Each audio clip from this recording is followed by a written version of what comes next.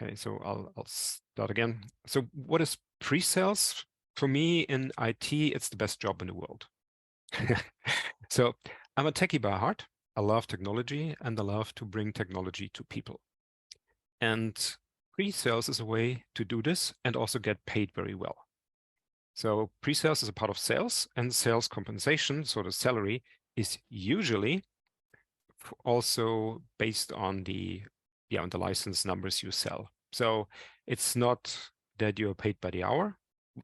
You are as well, but you're also participating on the license sales with a commission. And you can still do what you can do best. What I do best is solve problems, and that's what our product should do. So pre-sales is the technical part of the sales. A pre-sales engineer, sales engineer, solution architect, sales architect, there are many names for it, but the role is more or less always the same. A pre-sales engineer connects the product that you're selling with the problems of the customer to a solution. That's the main job. And there are like 3 stages that you do that in. One is you generally qualify the customer. You're talking to the customer or prospect and try to find out if your product is the right one for them. Then you demo it and see if they kind of can connect to it and if the features of your product, the capabilities, can solve the problems. And then you prove it in a so-called proof of concept, which means it's an installation usually on site at the customer or an implementation in a SaaS environment that is working with customer data and shows them that, yes, your solution works technically, it works for them, and it solves their problem. And then it's a handover to sales who close the whole thing and, well, bring the money in. And that's the theory behind it. So that's actually pre-sales, as it should be. And I'll move over here. By the way, this is what I'm using here is Freeform. That's a tool that's in Mac OS Ventura and also available for iPad OS 16, as far as I know. And it's a whiteboarding solution.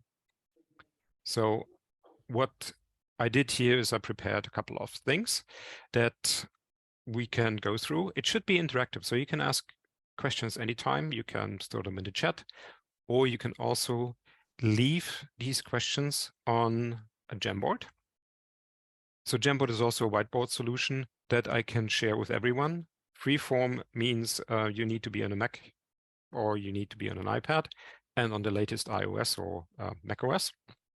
But Jamboard is a Google service, and that's just available for everyone who has the URL. The URL should be available in the chat, and you can simply, if you have any questions or remarks, you can just put in a post-it, and we collect them here, and we can work with that. So this is my question, and it's anonymous, so you can just join. You don't have to give us your name or anything. You just use the link, and you can put in questions if you want. So what today's session should be about is how pre-sales as a part of sales can actually boost the sales. And I'm targeting startups here, mainly startups. It can also boost the sales of bigger organizations who have, well, bigger software portfolio like IBM. But it's most effective with startups. And it's also very, very needed. So in a startup, in a technology startup, and especially a B2B startup, what you want is you want revenue. You need sales to grow. You grow by revenue sales, but that's actually no new wisdom. That's just common sense. And you don't want to waste time. As a startup, you probably have some VC money, you have some funding money, you have a product. Hopefully you have an awesome product. What you don't have is so much time. You want to be in the market, and you want to grab your market share as quickly as you can. Now, sales is a big part of that, and sales needs pre-sales to be effective, in my view. And pre-sales can be a very effective boost to the sales numbers if it's done right. What I did here is I penciled down the standard approach that I've seen in many companies. which is, well, it's working, but it's not very effective. So that's a very basic sales cycle here. So we have pipeline generation, where we collect, let's say, interested parties or leads that this is done by cold calling. This is done through agencies, through the business development representatives that work in companies that just, call people who they found at LinkedIn or at trade shows and check if they could be a potential customer. And this pipeline generation usually drops a couple of leads into a sales system like Salesforce or HubSpot or other CRM systems. And then it's over to the account executive, which I named AE here. It's account executive, could be sales representative, account manager. There are also different names, but it's always the same role. It's someone who takes these leads, qualifies them further, and see if they, besides the basic qualification that, well, they're looking for some software at all, they also have pain and money. Pain means they do have a problem that we can solve with our solution, and they also have a budget that they can buy that. Because as a startup, one of the things that I've seen, and I've been in the business, well, I'm in IT for almost 30 years now, and in the last 20 years I did pre-sales for startups. The startups that have interesting technology attract so-called, we call them tire kickers. So people who just like to see the technology, but actually have no use for it at the moment. They're just very curious, which is good at the one side, but it's bad for sales. So if you're spending lots of time with people who are just interested in the technology, but don't have any money to spend on it, you got to be careful not to waste too much time with that. And this is where the qualification happens. So this is the account executive talks to people on the customer side and checks if there is pain, if there is money. And then usually they book a demo with the sales engineer. That's the SE here. So when the sales engineer gets involved at the demo stage, that's actually too late. And this is what I say we can boost sales with pre-sales if we get the pre-sales in at the right stage. I come to that on the next picture here. I did a little calculation here. So based on the qualification of the account executive, we do 30 demos. And I calculated around 1.5 hours per demo with preparation and also debriefing after that, which comes to like 45 hours of SE time that is spent just in demos. From that demos, we go to 25 proof of concepts. So proof of concept is an installation with the customer to actually check if that what we told them is working and is working for them. And there is one number in sales that's very often used. That's number of POCs per quarter. And if you only have the number of POCs, well, you'll see what the outcome will be. So we have 25 POCs, and let's say we spend 2 man days. That's 16 hours per POC, which means we have 400 hours of SE time spent in here. And then from these 25 POCs, or actually, yeah, we'll get a conversion rate of 40, which means 4 out of 10 we convert into an actual deal. That leads us to 10 deals, and with an average deal size of 20,000 euros, that means we have a revenue of 200K.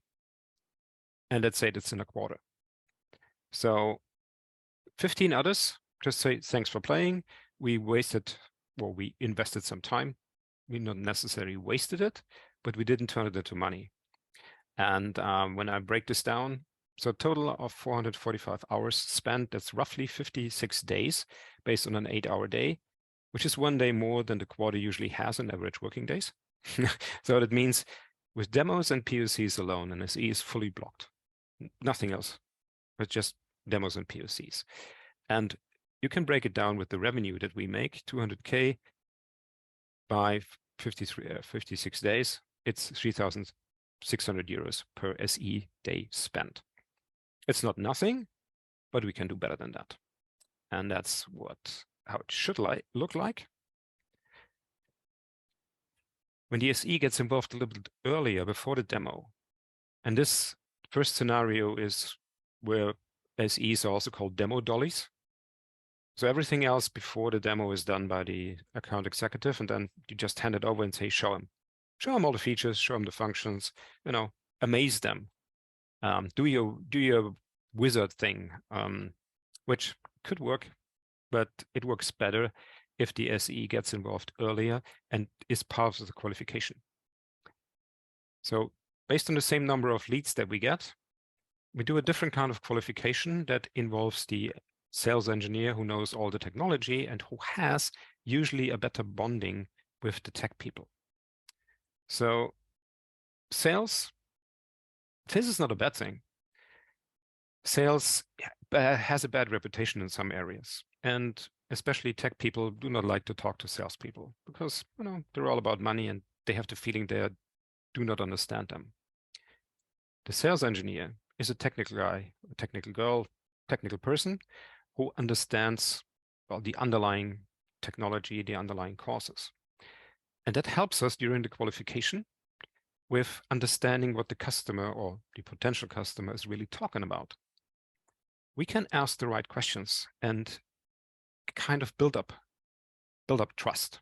They tell us about the problems they have. They tell us about their pain. They will also tell us about if they have, let's say, a budget for this, if it really, really bugs them. They're just more open to SEs. If we're willing to listen, if we're willing, or if we can show some expertise in the area, so we do understand the problem that they have. Which turns out, in my example here, we create 25 demos instead of 30, so it's 5 less. So it also means we spend less time, but these 25 demos turn into 20 POCs. It's also less. It's 5 POCs less than we did before. Same time. And then from these 25 demos, the other ones that are not going into POCs are going into a nurturing phase. Now to stay in our CRM and we take care of them. We found out during the demo that they really don't have a problem that we can match right now, maybe because we don't have the right capabilities in the product, or they're simply just tire kickers. So we keep them on the back burner and nurture them. The other 20, they really have problems that we can solve. They have money, they have budget, and we proved that. And then we proved that our solution works.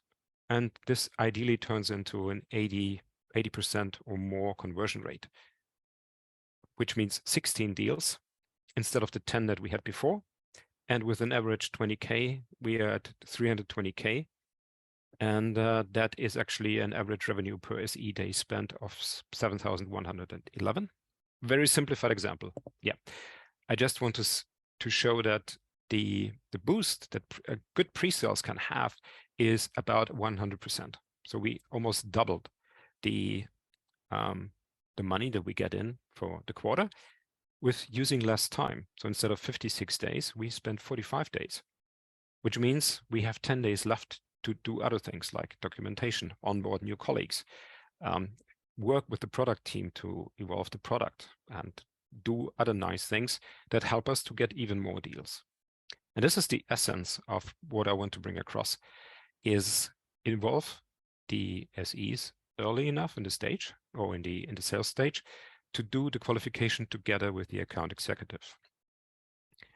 The biggest obstacle that we see here is, or that I've seen, is that the sales culture in these companies is not based on trust, so to say.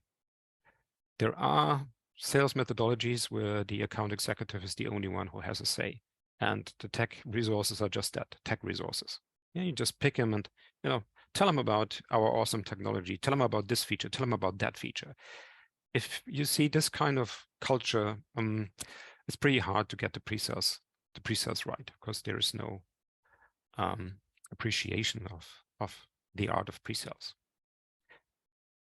That's the foundation of why I like pre-sales so much. If you're in a team, if you're working together from the start, you'll have awesome results. You can have awesome results, which also means your company, the startup, can grow faster than you have imagined before with less time.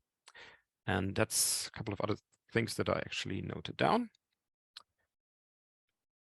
So wrap this up here and see, should be in here. The goals of sales for startups are usually that we have a high lead conversion rate. So like 25%, we get 100 leads and 25 of them turn into deals. We have short sales cycles, so we're not spending half a year with a sale, but get it done in 1 month, 2 months, 3 months. We get the chance to have expansion deals. So we're selling small amounts in the beginning. Just a raise of hands, who's familiar with the word or the concept of land and expand in sales? So land and expand means, that's in the middle in here, we have fast land deals. So these are small deals with not so much revenue with the customer, but they're done quickly. And that also means the customer is using our software. There's a team inside the customer who's using it, and then we make them happy. And we work with them, and then we create bigger size opportunities inside the same organization. So we start with a small team, and then we expand it. We did that pretty successfully with Instana and with AppDynamics before, and also with Dynatrace, another company I worked before, and Wiley. The key is that we had fast deals in the beginning that solved issues and made customers happy.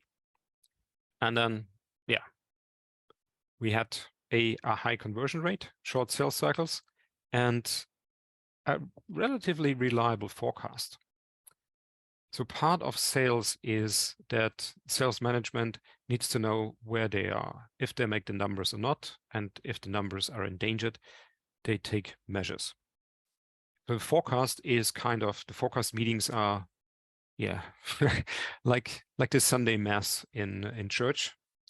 You check if you make the numbers for your quarter or for the year, and if not, measures are taken.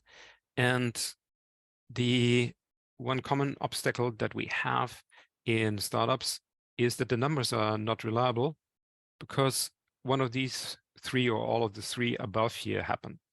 We have not enough leads. So we have to make everything work if the customer is a match for our product or not.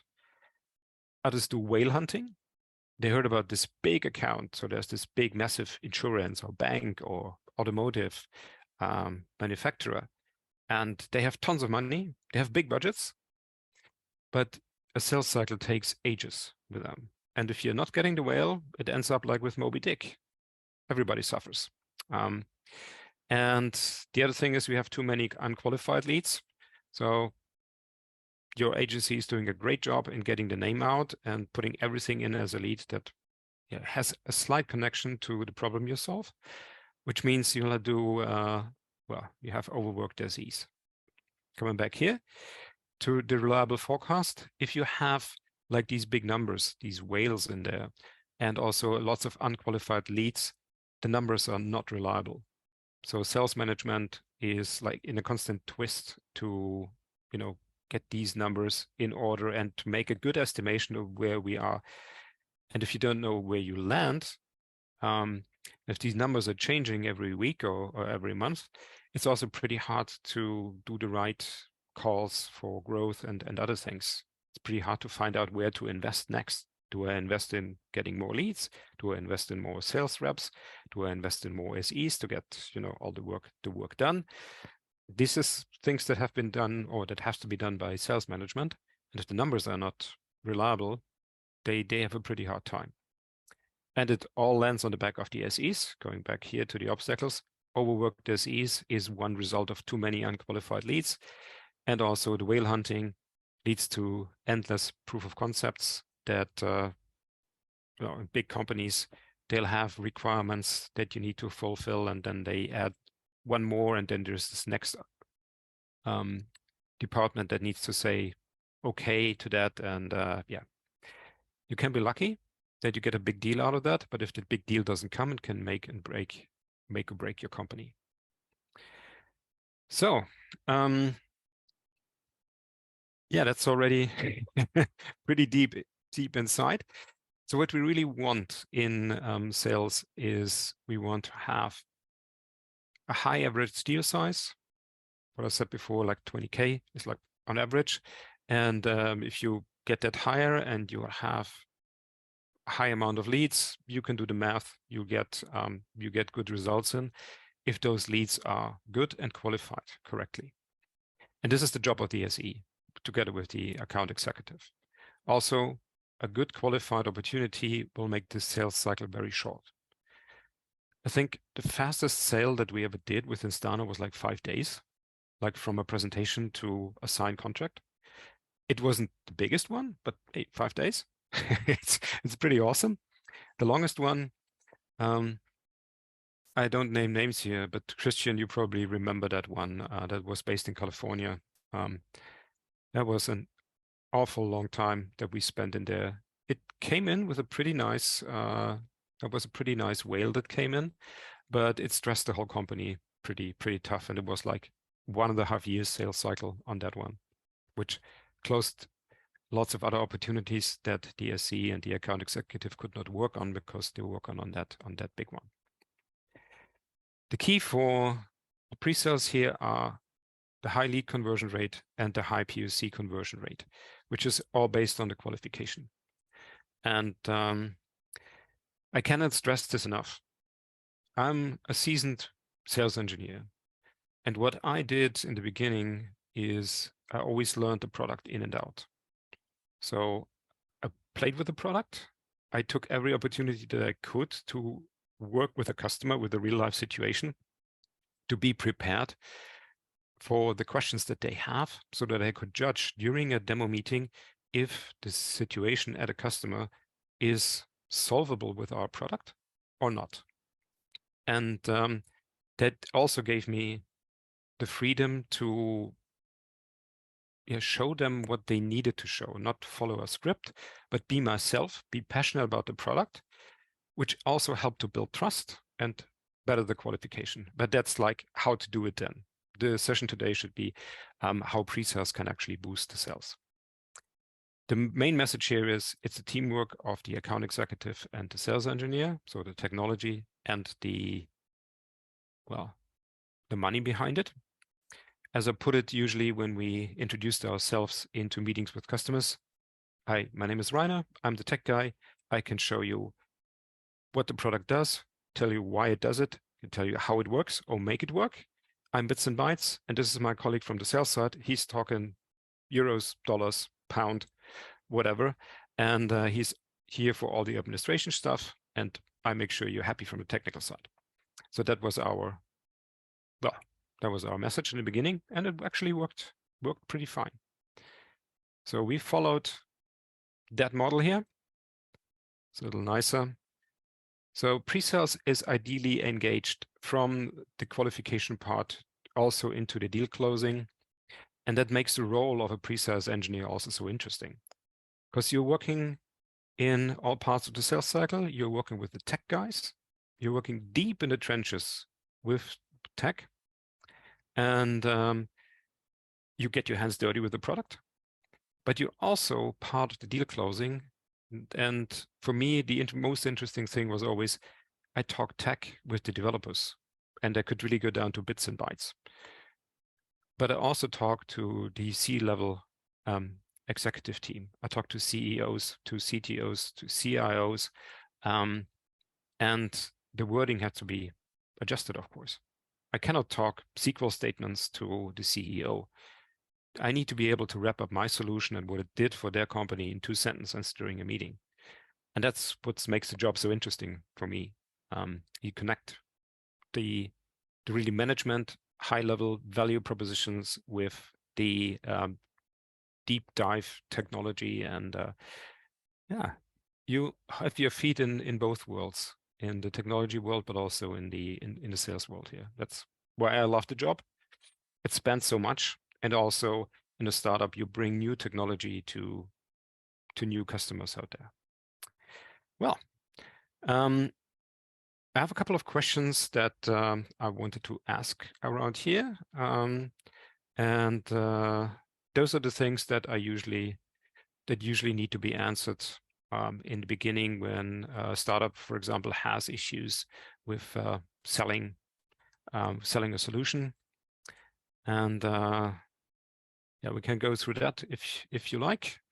The obstacles, we covered a couple of those. And this is also one thing: unfocused product, not sellable.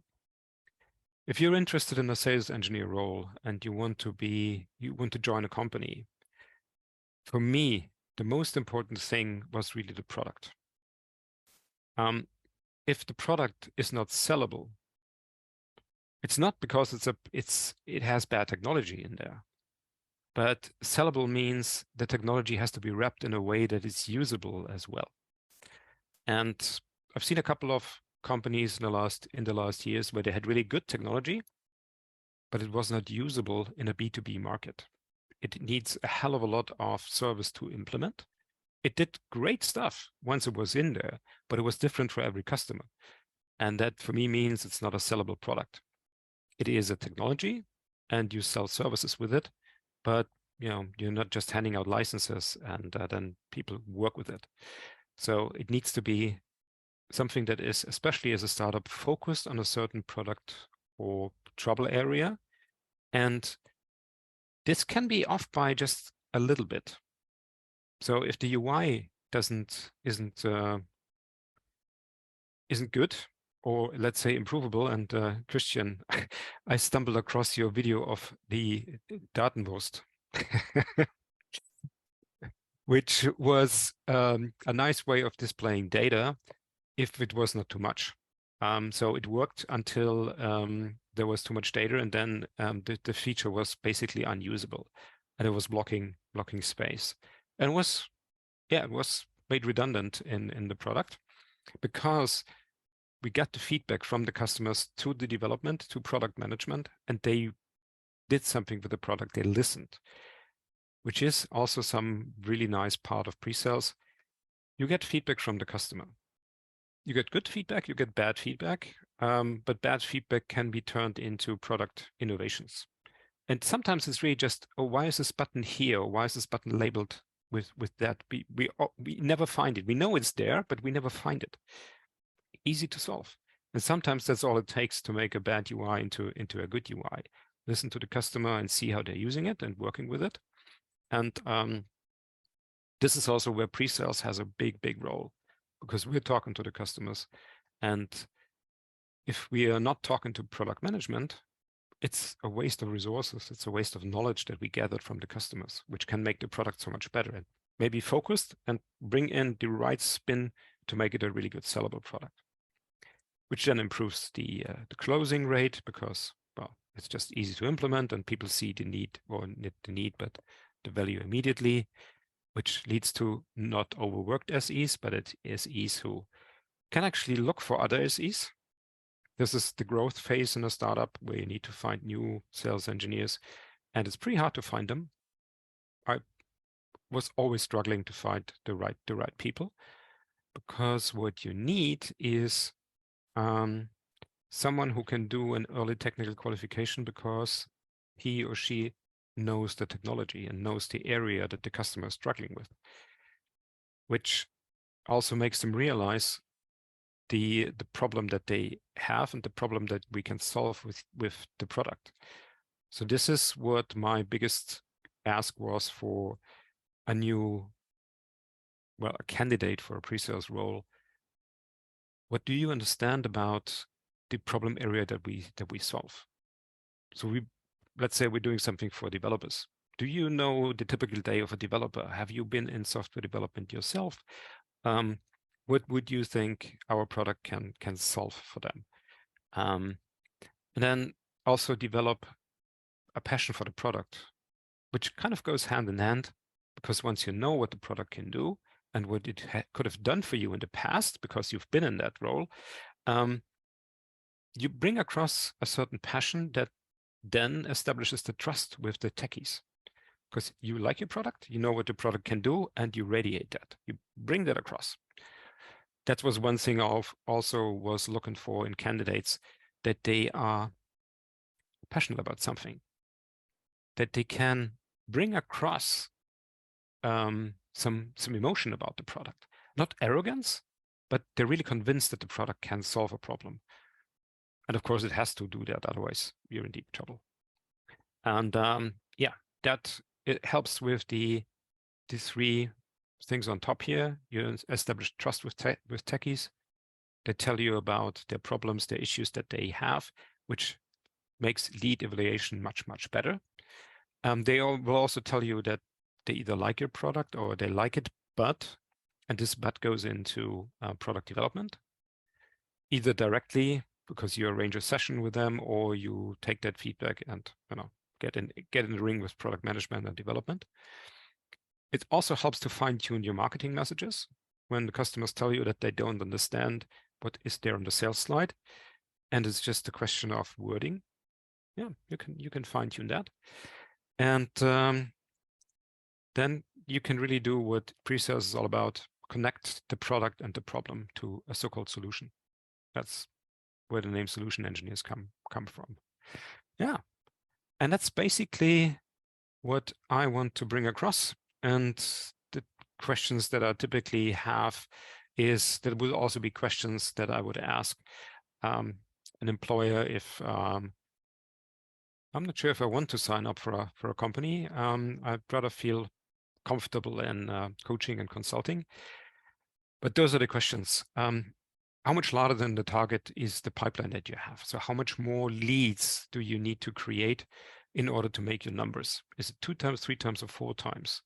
If it's 4 times, it's kind of okay. You may not targeting the right customers. Well, when does pre-sales generally get involved? And if the bigger the organization, the later pre-sales gets involved. I've seen it not only with my latest big organization that I worked for, but others before, that you just handed over the demo, like, oh, do the demo here, and the sales usually guy was sitting there and say, oh, show him this, show him that. Oh, you have to show him that. That's awesome. And you were just sitting there, and yeah, you were executing kind of, yeah, you would kind of draw it for the sales guy. That's not how it should be. How do you want to reach 80% POC conversion rates? How do you onboard new SEs? So what's the plan here? Do you have something, a documented workflow, a documented process in there? Can I do this on my own? Are you meeting regularly with the product team, either to get updates on what is planned in the product or to give feedback to what customers said about the product? And then this is a question, I probably don't ask that, but this is who does most of the talking during the demo meeting? Is it the customer or is it the sales team? Yeah, I did most of the talking right now. Do we have any questions in the chat?